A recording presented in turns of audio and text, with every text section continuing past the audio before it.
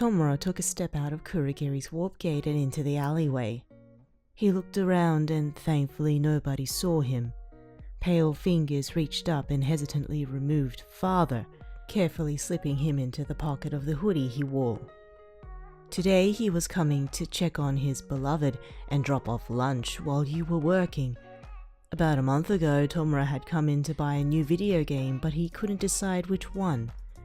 You walked over and asked to help, which surprised him. The entire time you were chatting away, he just stared. You talked to him like he was an old friend, so kind and sweet. Tomura was instantly captivated. Shortly after, he made multiple visits to the store just for the chance to talk to you, and in no time, you had began dating. It was fate. The bell chimed as he walked in the door.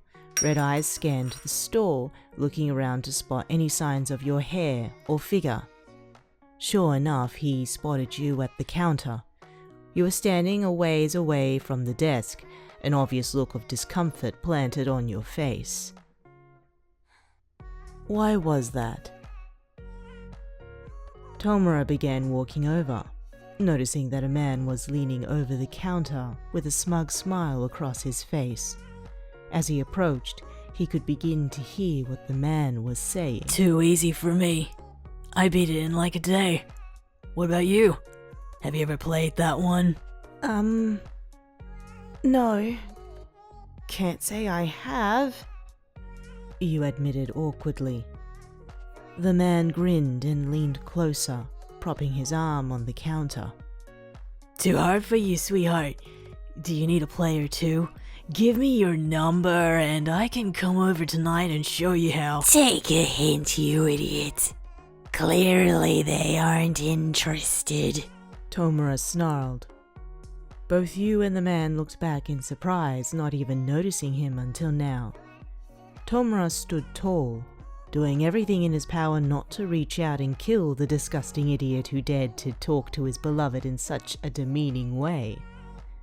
The man shot a glare at him, while the look on your face was one of relief. Hey! Fuck off, you gangly freak! This has nothing to do with you. The man barked back in annoyance. Tomura couldn't even look at the man. If he did, Tomura wasn't sure if he would be able to restrain himself. Instead, he focused his gaze on you and the relieved smile you donned. That precious smile he adored so much. That smile he wanted to protect. It has everything to do with me when I'm their partner, he muttered. The man scoffed. Tomura's hand shot out and slapped a nearby display shelf. Before the man could speak, the surface instantly began to crumble and decay, the contents of the shelves falling to the ground. That was just an inanimate object.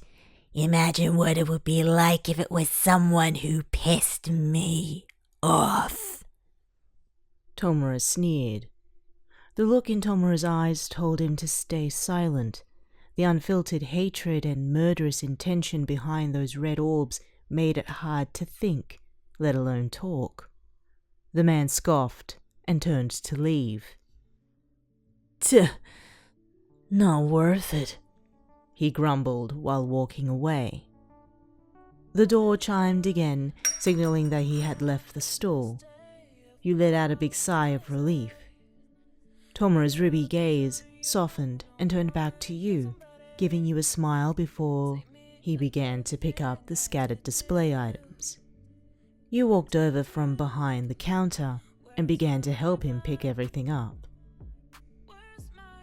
Thank you, you muttered shyly. Of course, he replied, sweetly.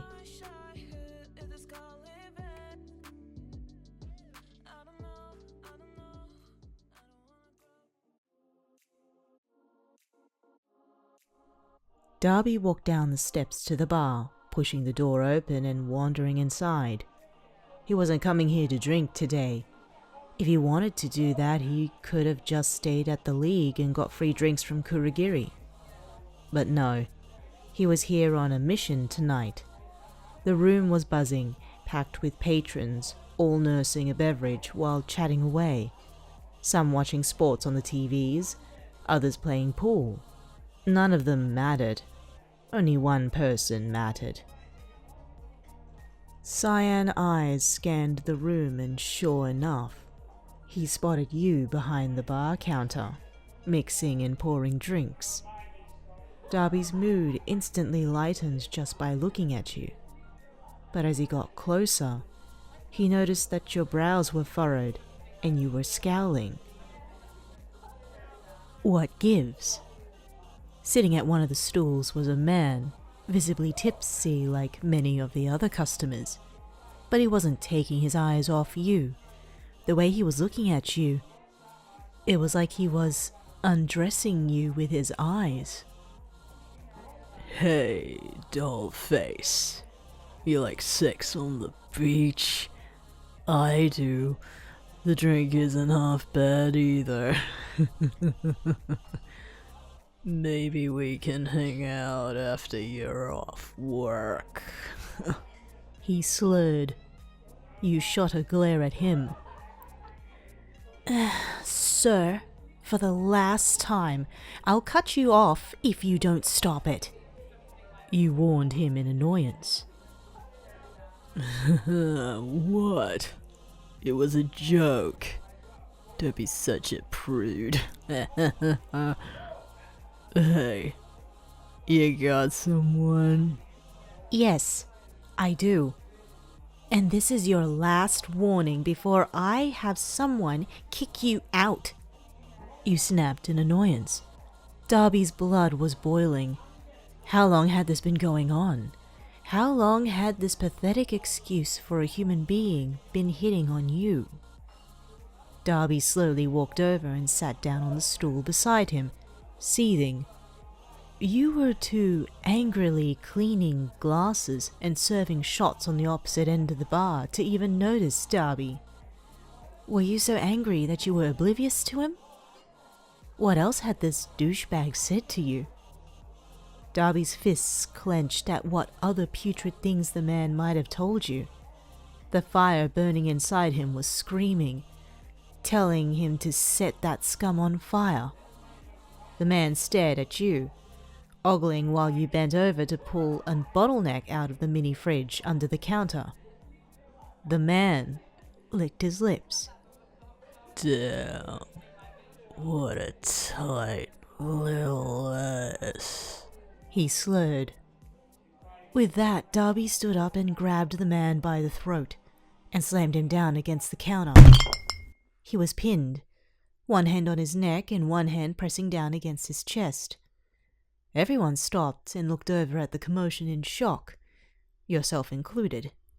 Smoke began to waft up from the man's shirt as the fabric began to burn under Darby's touch. He leaned down and whispered into his ear.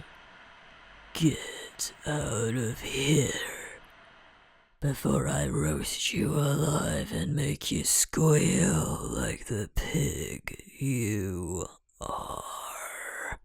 He hissed quietly, barely loud enough for anyone else to hear. Darby released his hold, pushing the man back to have him stumble away. The man was visibly shaking. A black hand-shaped burn seared into the front of his shirt.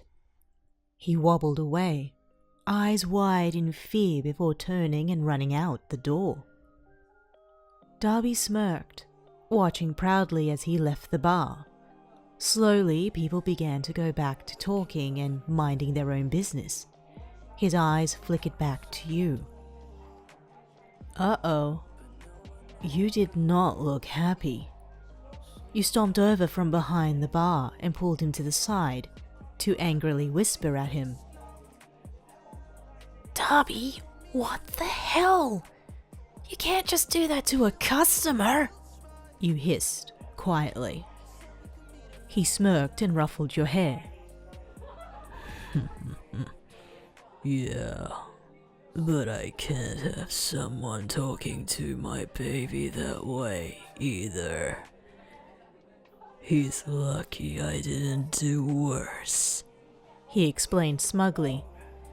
Your scowl was back, but this one was one of embarrassment, then anger.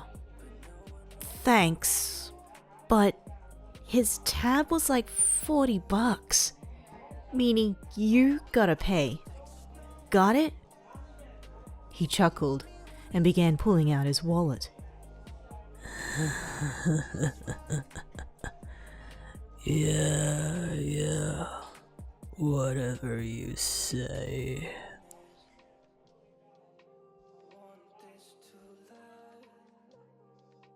Said you wanted honest, giving you